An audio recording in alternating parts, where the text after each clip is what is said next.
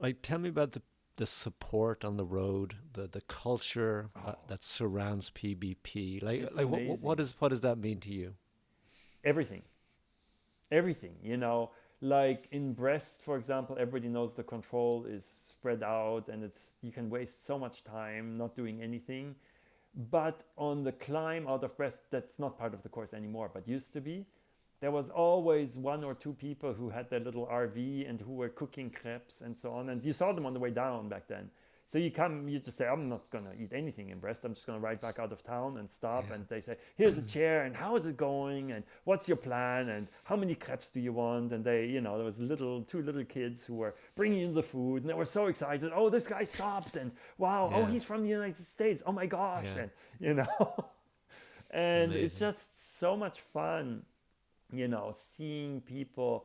I remember during the 2007 when it was raining so much, and I was like, in no man's land. The fast people were through and Yeah, nobody behind. And there was a guy standing by the roadside in the rain. And when he saw me, he was jumping up and down and said, C'est bon, c'est bon, c'est bon. And I yeah, just thought, that gave me energy to ride the next 2 hours through the rain, yeah. at That's probably quarter mile per hour faster just because I felt him, his yeah, him willing me on. And yeah, you ride through a small town at 2 in the morning, and the kids are out, and everybody's out, and yeah, they're all clapping and saying "Bravo!" And when we rode the tandem, they said, "Ah, a woman! She must be the first woman! Yay!" and so yeah, on. But the beauty of it is they are clapping for everybody, not just for the fast guys. If anything, yeah. more for the slow people, because they appreciate the effort, the Yeah. stamina. This week we have Jan Heine, seven-time PBP finisher, including four Charly Millers. Born in Germany, he moved to Seattle for college. In 2002, he launched the iconic magazine Bicycle Quarterly. He's also authored four influential cycling books. In the early 2000s, his company Compass Bicycles acquired Rene Herse, a storied French brand founded in 1938. Jan, thank you so much for joining. Well, thank you for having me. It's fun. Just reading that bio is exhausting. I believe you might be an overachiever. Is that correct? No, I just do what I like doing. Okay, It's how to say. It's more like about passion. cool. I get you. Okay. All right. I know this is a PBP podcast, but let's just start with just the biking industry. I think it's really interesting. You've been doing your thing for quite a few years, and in many ways, maybe the industry is kind of trending towards your beliefs. You also wrote a book. I think your last book was The All Road Bike Revolution. So maybe we could start there. You want to tell me about this revolution? Yeah, I think randonneuring has just been a how to say. It's captivated people's imagination, both the riders and also in the industry. I remember when Rafa got started, they came to us and said, "What should we do to market our super cool cycling clothes?" And I said, "Well, cycling clothes, whatever, but adventure. The dream of going beyond the horizon, finding roads that you've never ridden on." And so they started something called the Continental Team, which was based here in Seattle with a few friends of mine, where they took all the routes that we had scouted and did movies about them, Okay. which was great, because Yeah. we just want to inspire people to go beyond, the sort of local loop or stuff that you can do on a racing bike. And of course, that's when also the racing bike, especially the racing bike back then with its 23 millimeter tires, became inadequate. People were riding on busy highways, not because it's great riding there, but because everything else was too rough, even paved roads. You got jostled so much that you'd rather duke it out with the dump trucks and Yeah. RVs on the big highways. Yeah. And especially with online maps, suddenly you could look at things and zoom in and say, wait a minute, there's this little road that parallels it, the old highway that nobody uses anymore except the postal truck, that goes to the little houses there. And there's nobody, we can ride there. But the pavement, of course, is not so smooth because nobody repaves that road. It's like Yeah. nobody drives on it. Yeah. Yeah. So, that's where the wider tires came in and everything. And I think, the revolution was that we discovered that the wider tires aren't any slower. You know. Can I just stop you there? Because this always blows me away. Like, it's not like you couldn't test, that there was no performance impact with wider tires. Like, how is this a discovery recently? Because testing the real world is always super hard. Think about medical research. Yeah. You're like, saying people have high cholesterol and that's why they have heart attacks. You lower the cholesterol and you realize, oh, they're having high cholesterol because of something other underlying or something. So the same thing with the tires. If you test them in the lab, you find that higher pressure rolls faster. And higher pressure means narrow tires. And so, because wide tires just can't withstand the high pressure. So that's what we all believed. And actually, it was PBP that caused that revolution, because we were thinking, when I was racing, I thought, well, 10-mile time trial, I'm going to run my tires at 140 psi, and I'm just going to suffer for 10 Yeah. miles. But if I'm faster, I can suffer for whatever it is. 10 miles is 20 minutes or so. I can handle it. But PBP, you realize you're not going to suffer for 50 hours, 60 hours, 70 hours, 80 hours. Yeah. Just you're going to get so slow from the suffering that we thought there must be some sort of sweet spot where we're giving up 10% performance and gaining 25% comfort or something. Yeah. And we wanted to figure this out, and we didn't have a lab. So we tested on the real road. We found a soapbox derby track, which was perfect because it had relatively rough pavement. It was built in the 50s.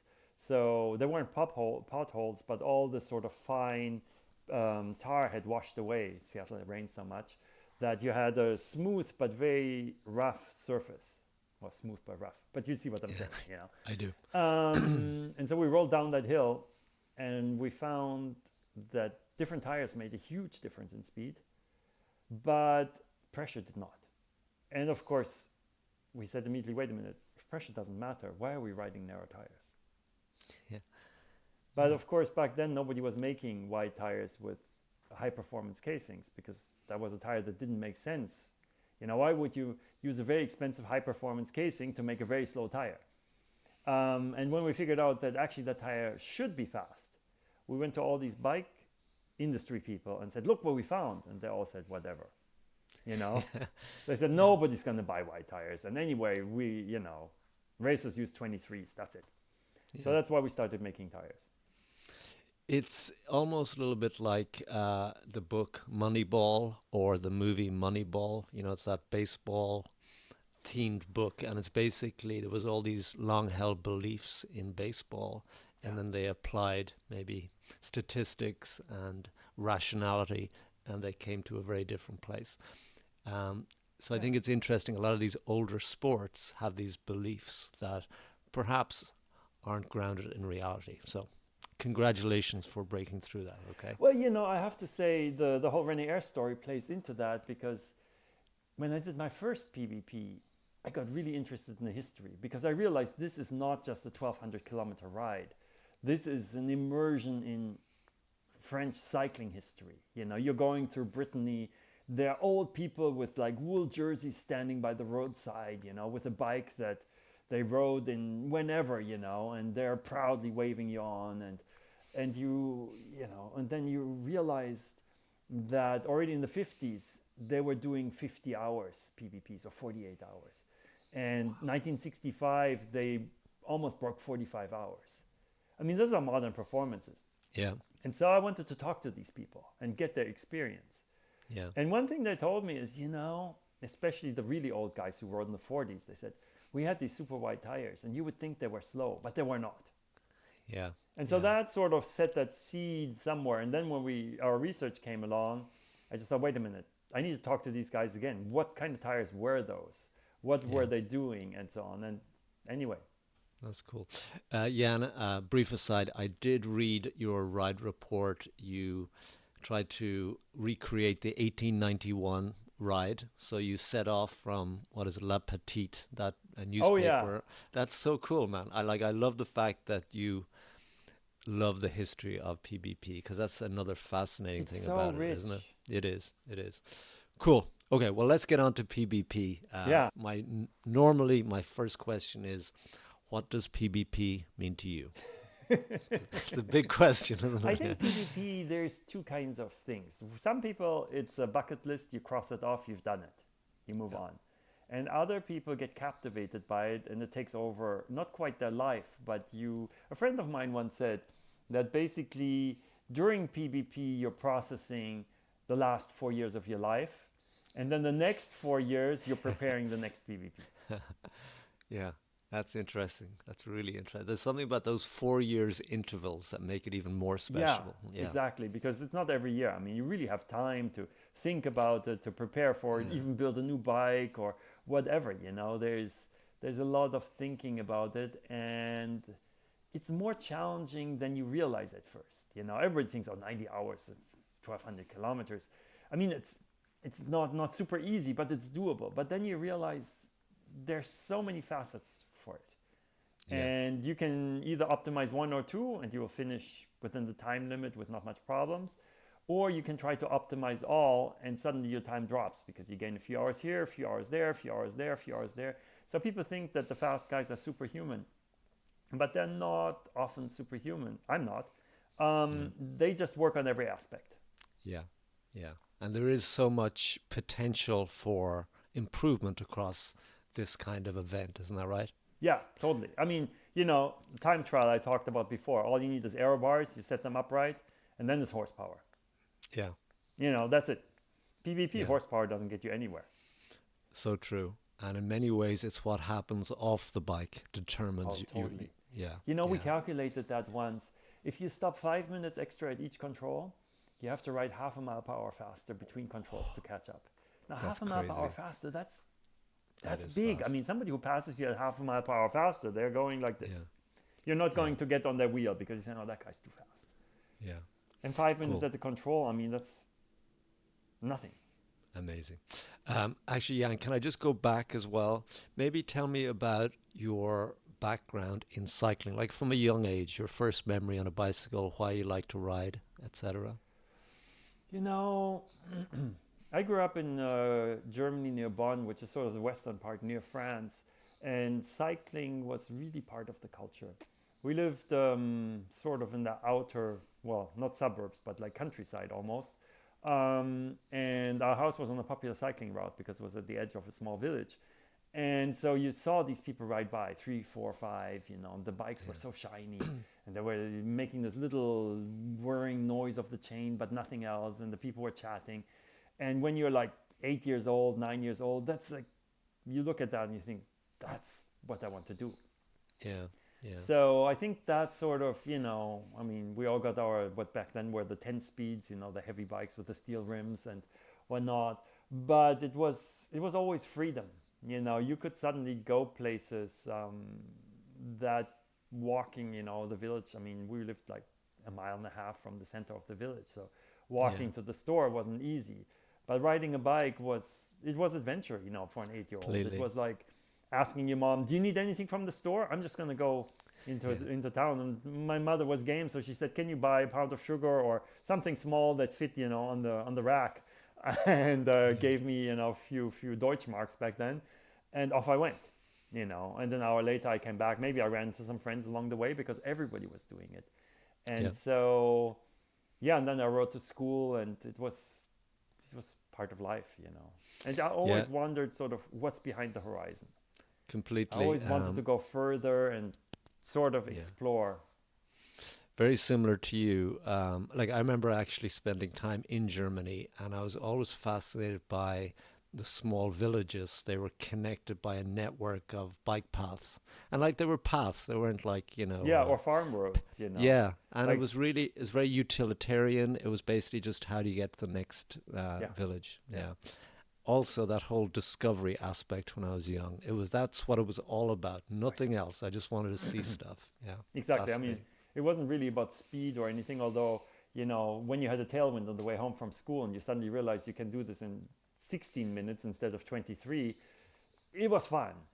But the main thing was, and then when I went off to college, I realized I had friends from high school who studied in other towns, and Germany is not that big. It's not like the US where you fly by airplane. So I thought, this is 150 kilometers. Maybe it's doable. Yeah. And so I just rode, on Friday to meet them, on Saturday visit them, and on Sunday ride back. Yeah. And actually, the first ride was for my father's birthday, because I thought, a friend of mine and I said, let's just ride there. I mean, I could take the train, but Yeah. what fun is that? Yeah. That's so funny. Do you remember when you moved to the United States for college? Was there a big culture change just in terms of biking in general? Definitely. And that is the racing part. In the US, the racing was much more fun, much more casual. It was more about just enjoying riding bikes. It was, so I walked into a bike shop with my bike, and the student behind the counter said, "Hey, are you a student?" I said, "Yeah, I just arrived today." And he said, "Hey, do you race bikes?" I said, "No." And he said, "Do you want to race bikes?" And I said, "Yeah." And he said, "Why don't you show up at 3:30 at the gym where we start our ride, and we'll take it from there." In Germany, I wanted to be a racer, and they said, "Well, you're a college student, and we are mostly from the working class. And, well, do you have any results?" And I said, "Of course not, because I have never raced." Yeah. Yeah. So I Yeah. raced for 10 years and really enjoyed that. It was really, it wasn't cutthroat at all back then. It was just almost a bunch of hippies who, Yeah. also rode bikes. Yeah. Most of us didn't have cars. We used bikes for transportation, bikes for racing, bikes for touring, bikes for everything. Yeah. Um, and then I discovered the randonneuring. Yeah. It was sort of Aren't the you next so step. yeah, aren't you so lucky you moved to Washington State, Seattle? Like it's just an amazing place to have a bike, basically, It really is. You could have moved to, well, I won't say somewhere else, but somewhere flat and featureless, so you were very lucky. Yeah, but there's cycling cultures almost everywhere. I mean, Yeah. would you have thought that Kansas would become the epicenter of bicycling with Unbound? Yeah. It's just somebody had a vision, and they said, and there's roads everywhere. Yeah. So maybe let's talk about, you just mentioned randonneuring and when you first heard about PBP. Oh, I had fallen in with this crowd who were doing these not quite legal cross-state races. Okay. Um, they were called Cannonball and S2S. You can imagine Cannonball, for any older people, has the connotation Yeah. with a just as illegal or even more illegal car race from New York to Los Angeles. Yeah. And clearly somebody thought that racing across the state of Washington would be a brilliant idea. Yeah. And back before I started, it was actually, the organizer was unknown. They would put Okay. on a post in Seattle, they would put an envelope where you put your name on a piece of paper. And then at 2 o'clock in the morning, everybody started, got on the interstate, and rode to Spokane. That's And at the crazy. finish, there was another envelope where you signed in. And then somehow the results were published. Don't you just love how unconnected that was? Like it's not on Strava. It's Oh just my gosh, there was basically, no yeah, Strava. No. I exactly. mean, you Yeah. heard about it through the grapevine. Like somebody said, Yeah. "Have you heard about that?" And I said, Yes. "No." And I thought, "Oh, I want to do that." And they Yeah. said, "Oh, they say it's on June 14 or July 14 at 2 a.m., Yeah. on in this park that's, on top of the I-90 tunnel." And I said, "Oh, yeah." And there was no technology for anything. Like, Yeah. I brought these like wrap sandwiches for food. And Yeah. like after 200 miles, I ate one of those, and it lay in my stomach for an hour, and I had to slow down to digest it. And the other one I never touched. Yeah. Isn't it funny, Jan? Like we grew up maybe pre-internet, and how riding and that whole discovery aspect was very much by yourself. And now with this connected world we live in, I there's think always it there's was always more someone there through with you. I mean, yeah. for me it was more through clubs. Like the guy, I Okay. walk into the bike shop, and he says, "Hey, I'm actually the head of the cycling team. Do you want to join us?" Or the Yeah. people who I met on rides who said, "Hey, there's this crazy race." And so for me it was more like a personal connection, and I'm afraid that we're losing that a bit by looking at Strava heat maps and so on. It used to be when you Completely. came to a town, you would figure out who are the riders, so you learn the routes. Like Yeah. many people back then joined the randonneurs because the randonneurs had the best routes. Yeah. If you wanted to know where to go riding, just go on a few brevets and you'll find the best roads in the world, you know, because these people had years of experience and the courses were handed down, fine-tuned and so on. And, you know, now you look at, you know, the routing apps and they find the best bike paths for you, but that's not always the best riding. So true. Anyway, sorry, I derailed you. We're going to No, talk PBP, randonneuring. Oh yeah. So we did these races. There was another one that was over the, not the interstate, but the Highway 2, which was way, way better. But they said, oh, well, that one is really tough because it's like 30 miles with no services and so on. So I started fine-tuning, you know, as you say, almost by myself, this approach. I mean, somebody mentioned Insure Plus and said there is this like, you know, things that come in bottles and they have 350 calories. And I said, oh, wow, you know, that seems like the solution to my problems. Yeah. And so on. And then people said, you know, some of these guys are going to PBP. And no, actually, they had just come back from PBP. Yeah. And so I missed it, you know. And I said, okay, next time I'm going to go when I heard about it. It just sounded like such an amazing thing. Amazing. That's amazing. And then do you remember your first PBP was 1999? Yeah, Am I last correct in century. saying? Okay, last century, last millennium maybe even. Okay. Yeah, last millennium. You're Okay, right. I forgot about that. So do you remember like what the preparation was? Oh Like my how gosh, you, yeah, totally. Yeah. I mean, I came from road racing, so fitness-wise, no problem. But otherwise, I mean, we had no idea about bikes. We had, you know, we had no idea about almost anything. I stayed with a friend in Paris. I took the 5 o'clock in the morning start, which meant getting up at midnight because we had to get out to Saint-Quentin. Of course, we got lost on the way and it was like panic. And then my light fell off when I unloaded the bike and it rolled under the cars and I couldn't find it. Yeah. I was just happy to be on the bike and rolling out of, back then it was Saint-Quentin, and just having made it to the start. Amazing. And do you remember what your strategy was? Were you riding There was with no others? strategy. No strategy. Okay. Just good. ride, see what happens. Yeah. And was I thought it I had to sleep every night. Okay. That was my thought. And so I rode 5 o'clock, so I rode through the day, I rode into the night, and I said I should sleep, but I wasn't tired because I was so excited. You know, so much adrenaline, so much everything.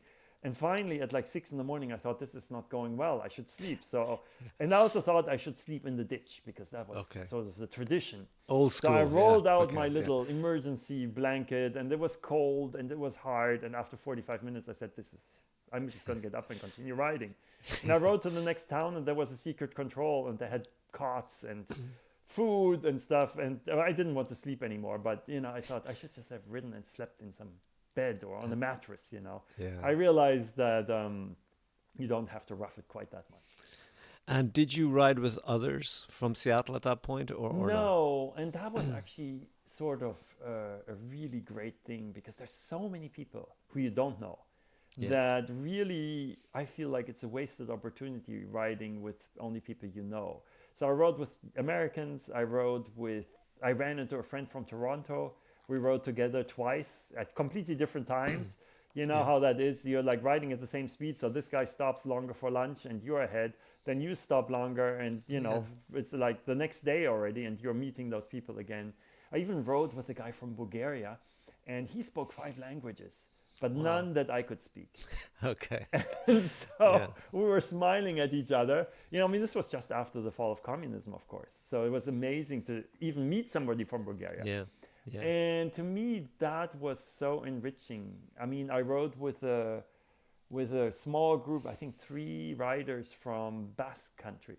And they didn't speak Spanish, they spoke Basque. Amazing. And they were older guys. I don't know, I mean, I was in college, you know, I was young. Yeah. So it's like older, they may have been 40. But to me, they seemed ancient. And they were riding at a constant speed in a straight line, you know, otherwise it was kind of sketchy at first because I was in this group of people and everybody, you know, touching wheels and stuff. And these guys were just like as if a rubber band was pulling them toward the horizon. Wow. And they had these blue jerseys that had no logos on them, just their club name. And I thought, I want to be like them.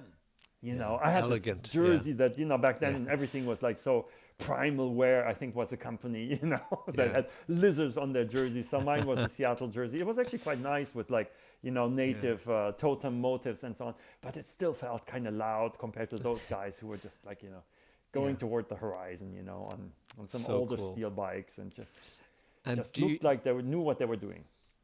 Do you remember like that first one? Was it ever in doubt you would finish? Did you have any dark moments, anything like that? No, it was too exciting. Okay, good. That's great. Okay, and I'll just read because you're my light broke. Yeah. My light mount broke, and that was interesting. So I went to the next control, and they have the little bike shops, but of course they don't have light mounts. But I realized there was an extra hole in the light mount, and if I bent it, I could attach it to the fender dropout screw. And so that's how I came up with the idea of mounting a light to the front axle and get the lower light, and that became popular for a while. Oh, that's cool. But so I figured worst case I'll only ride during the day, and So it's interesting, Jan. So your first one you finished in 75 hours and 55 minutes, right? Okay. Yeah.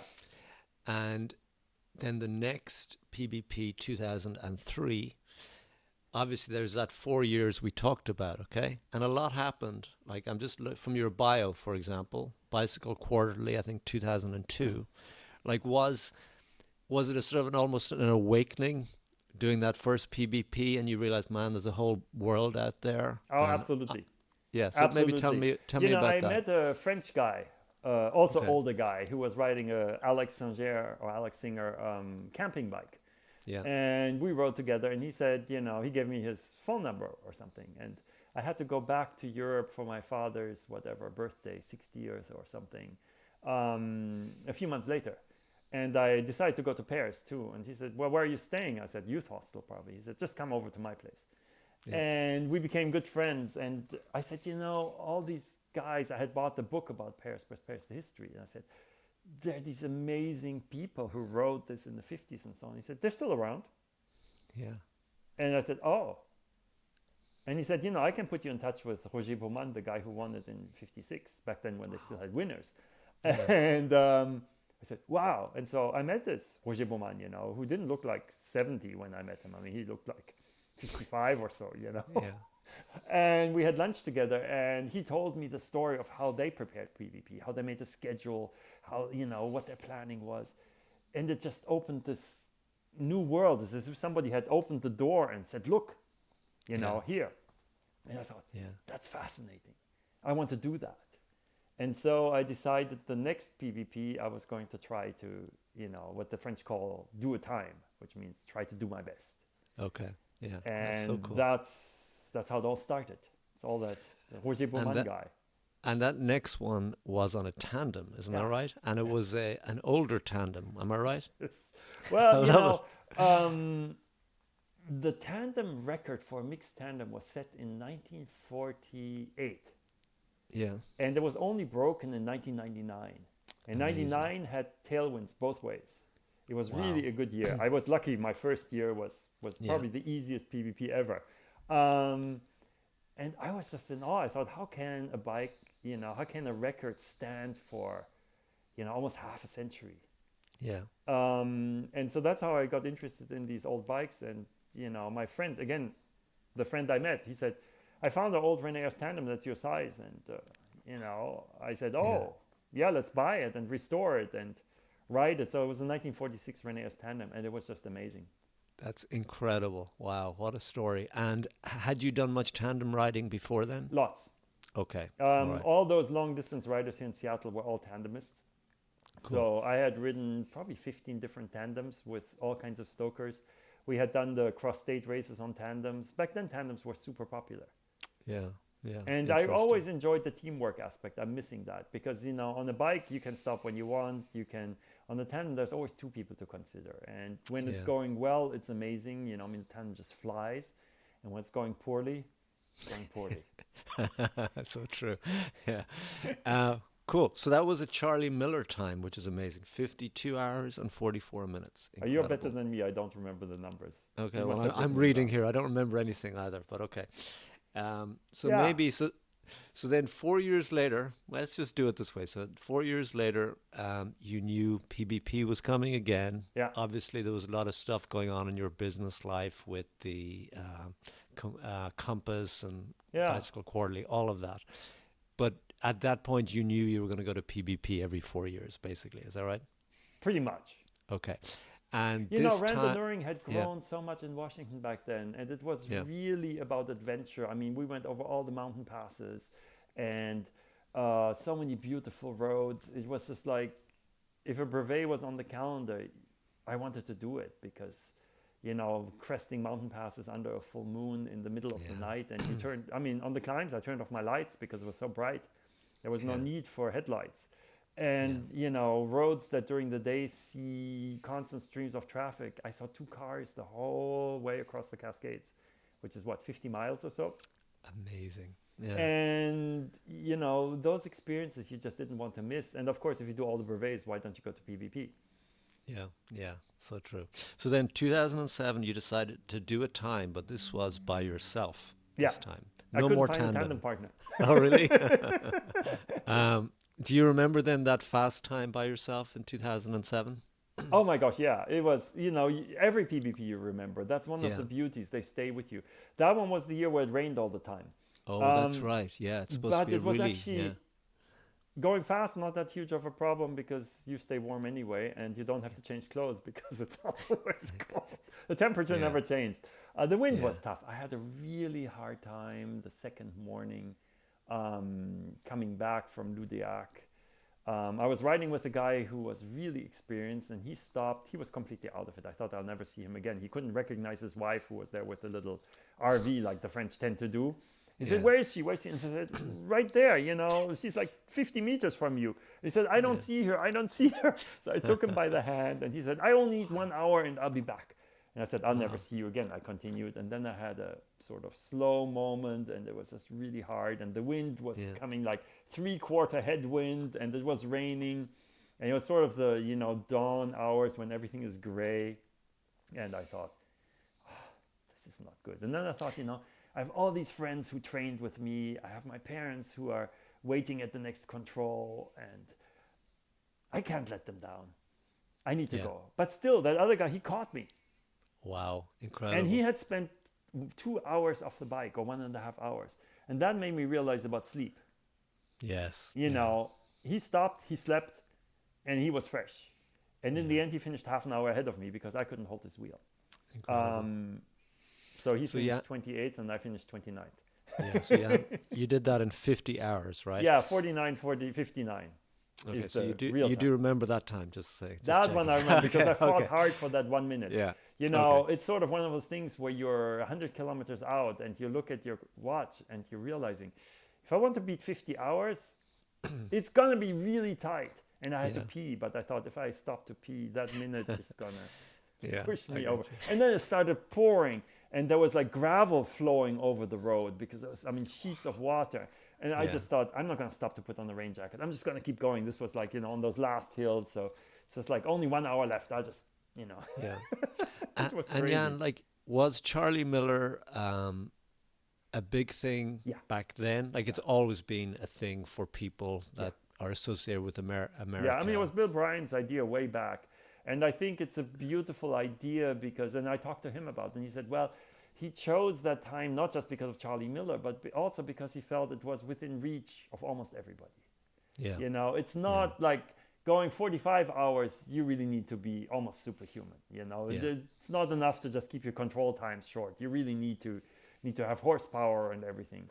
But 56 hour 45 minutes is something where it's opening, you know, it's like a pyramid where you're getting not at the base yet, but at least you're at a level where you can aspire to it, you know.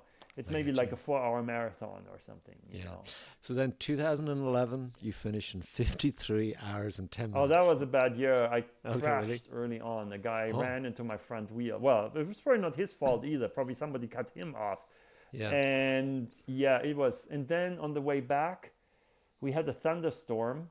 And most people experienced it briefly because they were going the other way. It was moving at exactly, what, 14 miles per hour Yeah. toward Paris. Exactly. So I was under lightning and torrential downpour for like 6-7 hours, all the Crazy. way from Loudéac to Tintignac. It was Amazing. amazing. I mean, I was concerned about safety on the planes there, but there were new windmills they had put up, and I thought Yeah. it's going to strike those wind generators instead of us. But oh my gosh, it was just Yeah. wet. Um, I'll just go through the other ones you've done, and then maybe I'll just ask you some broad themes about. Yeah. Okay. So 2015, you did 71 hours and 15 minutes. What happened there, Jan? Did you actually stop and relax? Yeah, I relaxed. No, I Okay. actually was thinking about dropping out. Oh, really? My back was hurting. It was Okay. not going well. Okay. And I stopped for 1 hour in Carhaix and got a massage, and it didn't help. I limped into Loudéac and I said, I'm done. Yeah. And my parents were supporting me. I had two supported PBPs. One was 2007 and one was 2015. And they had, I don't believe your support should meet you at every control because it's too hard for the support people. So they had rented a little cottage Yeah. near Carhaix. And so while I was going to Brest, they could sleep. Then they met me in Carhaix again. So they skipped every other control. And, Yeah. go to Brest and back is 8 hours. That's, not too bad. And so we went there. And I called Natsuko. She was in Tokyo at the time. And in the next morning, I said, I dropped out of PBP. And she said, you're going to regret that in the future. Okay. Yeah. And you have plenty of time. You should just ride it as a tourist. Just enjoy the ride. Just, Wise ride it. person. She sounds very wise. She is a very wise woman. Yeah. She's a great influence. I mean, people think I am Rene Herse Cycles, but without her vision, we'd maybe make components, but we wouldn't get very far. So I told my parents who were eating croissants for breakfast, I said, we need to go. I'm back in the ride because Yeah. we can still get to Loudéac before the cutoff and start the ride again, Yeah. There's no problem. So we jumped in the car.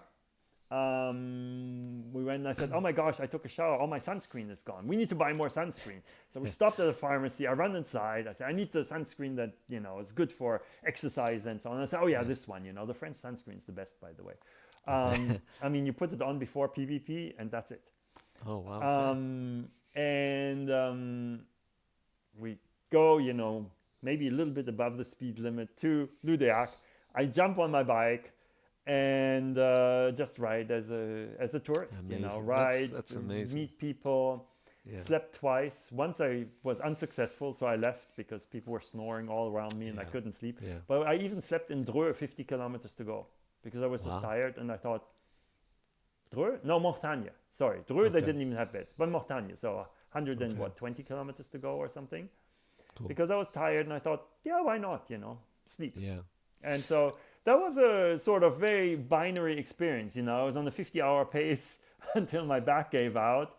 I got to Brest in 22 hours or so, and then just slowed down and enjoyed. And it was super enjoyable, and it's a really good memory. So Yeah. Yeah.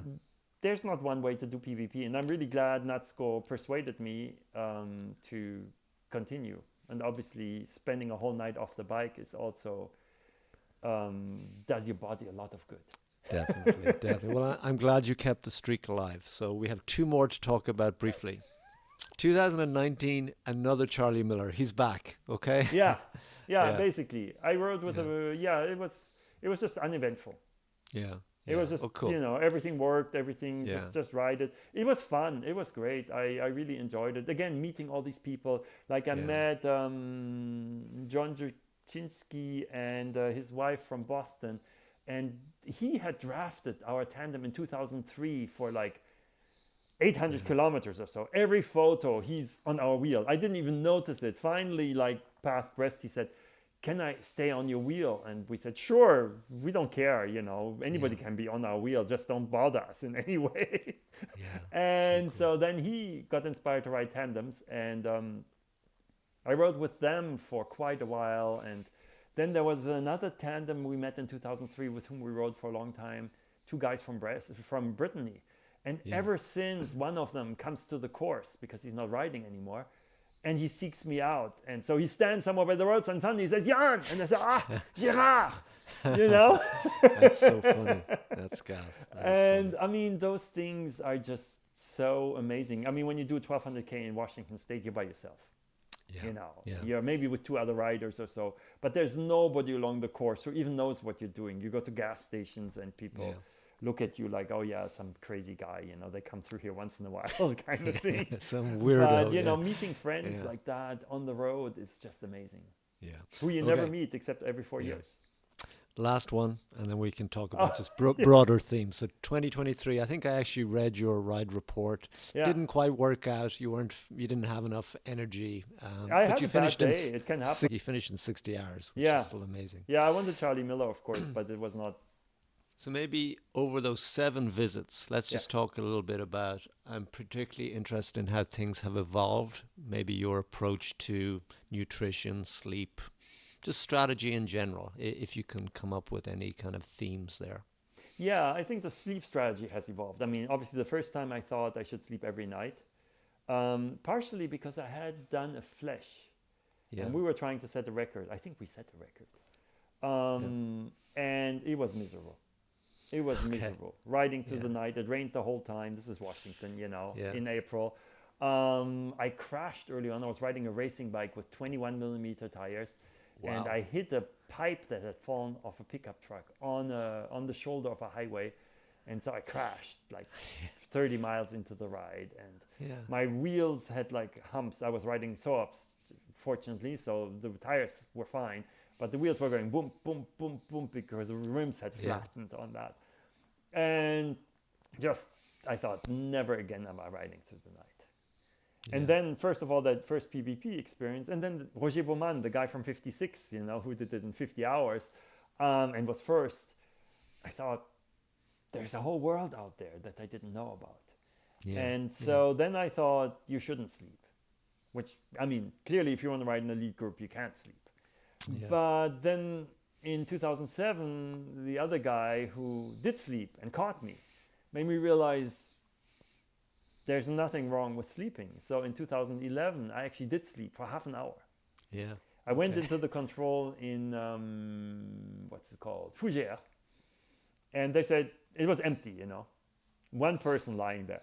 And the Yeah. guy said, how long do you want to sleep? I said, 30 minutes. They said, are you serious? I said, yes. They said, okay. You know, €5 for the mattress.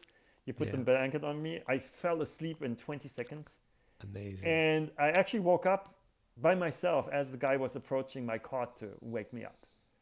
And 2 minutes later, I was back on the bike. So Wow. the whole sleep effort cost me maybe 35 minutes. Yeah. And I could see suddenly how the other rider had, you know, had caught me because, yeah, I was feeling fresh. I was feeling good. It was Yeah. a new morning, you know. Yeah. I was still wet Brand new from that day. thunderstorm that I had ridden under forever, but Yeah. it was okay, you know. Yeah. So I think that's part of it, you know, that's where the wool clothing comes from too, because at least you can be wet but still comfortable. All those Yeah. things. I think there's a lot of aspects that come together.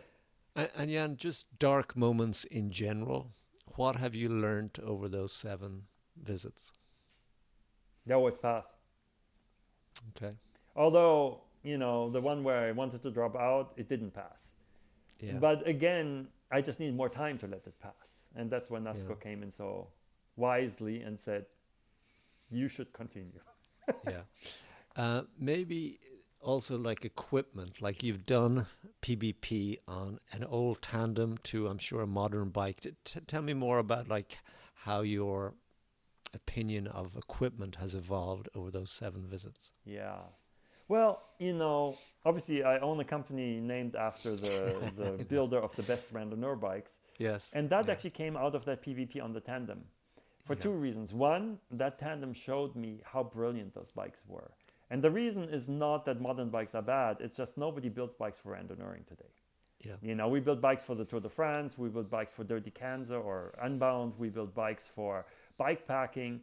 But there isn't really anybody who builds a randonneur bike. You cannot go into a store and buy a bike that already has lights on it, that already has, you know, all the equipment. So they say, oh yeah, you can bolt this on and so on. But imagine if you went to a Porsche dealer, let's say, and you want to buy a sports car, and they say, well, we have this Formula One car here. Oh, you want to drive at night? Well, here we have some lights, and you can just clamp them onto the front suspension or somewhere. You would say, are you kidding me? And so the sports car of bicycles doesn't exist, really. But back then it did. That's what all these guys, Rene Herse, built, because back then racing was the working class sport, and what you would call today amateur racers were randonneurs. That's why I had all these competitions and stuff. I mean, they had a 100-kilometer time trial for randonneurs. And they went in, 2 hours or so? Over those 100 kilometers? With a fully equipped randonneur bike. And Amazing. of course, also because they wanted to keep their sport, there were rules about fenders. Even PBP had the fender rule for a long time, until they realized that it was just keeping people out who came from places where they don't have fenders. And so they said, well, we don't want to keep people out. We hope that people will realize fenders are better. And, obviously you have maybe a higher chance of finishing if your butt isn't wet. But so I think I just developed a deep admiration for the thinking behind these bikes. Not just the bikes, but basically that somebody said, look, the lights are just as important as the derailleurs. Because if your light fails in the middle of the night, you're done. If your derailleur fails, you're also done. Or maybe you can even convert it to a single speed, But so to think about the bike as a fully integrated thing, which is car thinking, You buy a car nowadays and nobody says, which lights do you want? The lights come with it. The seats come with it. It's all designed together. You don't even have to think about it. You test drive 5 cars and you say, this one I like. And that's how they approach the bikes, as a complete thing. And so I had wanted to meet the daughter of Rene Herse, Lily Herse, who was 8 times French champion, and she was an amazing rider. But she had become kind of reclusive, and everybody said, you're not going to meet her. She hasn't seen anybody. And I called her and said, hey, I just rode Brest Paris. I rode on a Rene Herse tandem that your father built in 1946. He said, oh, really? And, this shows you the attitude of those old randonneurs. He said, what was your time? Yeah, that's so funny. Yeah. And I said 50, whatever. You know the time. 50, 1 hours and something? Yes. And she said, oh, that's pretty good. And I said, yeah. It was fun. The time was great. She says, well, next time you're in Paris, why don't you come and visit me? Yeah. And so we became good friends. And at some point she said, look, I don't have any children. There's nobody taking over the name. And you're doing so much bike stuff back then with, Compass and so on. And she looked at me and didn't say anything. And it took me a long time, after I got back, I realized, oh, she was asking me, do you want to take this over at some point? And so, it was a bit more convoluted story, as it always is. Yeah. But in the end, here we are. That's great. Maybe we'll just end on kind of just the PBP theme. Like, tell me about the support on the road, the culture that surrounds PBP. What does that mean to you? Everything. Like in Brest, for example, everybody knows the control is spread out, and you can waste so much time not doing anything. But on the climb out of Brest, that's not part of the course anymore, but used to be. There was always 1 or 2 people who had their little RV and who were cooking crepes and so on. And you saw them on the way down back then. So you just say, I'm not going to eat anything in Brest. I'm just going to ride back out of town and stop. Yeah. And they say, here's a chair, and how is it going? And what's your plan? And how many crepes do you want? And they, there was 2 little kids who were bringing you the food. And they were so excited. Oh, this guy stopped. And wow, oh, he's from the United States. Oh my gosh. And, and Amazing. It's just so much fun. Seeing people. I remember during the 2007 when it was raining so much, and I was like, in no man's land. The fast people were through and nobody behind. And there was a guy standing by the roadside in the rain. And when he saw me, he was jumping up and down and said, c'est bon, c'est bon, c'est bon. And I just thought, that gave me energy to ride the next 2 hours through the rain, at probably quarter mile per hour faster, just because I felt him, him willing me on. And, you ride through a small town at 2 a.m. and the kids are out and everybody's out and they're all clapping and saying, bravo. And when we rode the tandem, they said, a woman, she must be the first woman, yay, and so on.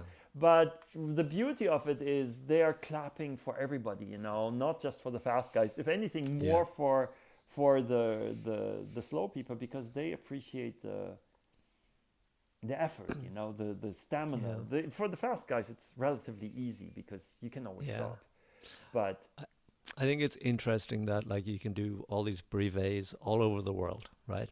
And fundamentally, it can be kind of a lonely experience. And then suddenly you go to this thing in France every 4 years and you're this like rock star. It doesn't make it. Yeah. And it's just such a special welcome that these people offer. And it's generational. You feel it's part of their culture. I once stopped at a little table and there was only a kid who was maybe 10 or so. And he said, do you want something? And I said, yeah, we need some water and this and that. And he said, yeah, everybody else is eating dinner, but they told somebody had to be out here manning this table. Yeah. And I thought, you know, it would have been possible that kid would have spent all dinner out there and nobody would have come by. Because PBP is not that busy when you're not in the main group. But, you know, he had the sense of duty, like, you know, I'm out here. And he was, of course, excited that we stopped, you know, needed something and he could help us. And, you know, he became part of our PBP. And that to me is just that whole teamwork aspect is so beautiful. So special. Yeah. So before I ask you your 3 tips that you've thought a lot about, okay, how many more PBPs do you think you could do? Or like, tell me, like, what's your plan essentially? Like, it's been part of your life since the last millennium every 4 years. Are you just going to keep going until you're 90? No, probably not, but I would keep going as long as it's really fun. Roger Baumann, who was the first to do 10, he obviously was a big influence. I mention him all the time. He did 10 and he said the last one was one too many because he wanted to break the record. And he said it was not that much fun. And so now there's no record to break because I'll never get there. So clearly his advice was you'll notice during your last one when the next one will not be fun anymore. Oh, interesting. I would have thought you actually have to do it to realize it's not fun during maybe too. I don't know. You know, or maybe you just have to adjust. I mean, obviously, we'll see. Do you feel Charly Miller is still something you want to keep attempting? Or will that eventually... You know, that one you have to decide every year how your form is and everything. It's so hard to say, you know. Cool. But you don't need to go fast to enjoy PBP. I mean, look at my 2015, you know, where I switched completely from one to another mode and both were fun, you know. It's almost like you want to do that.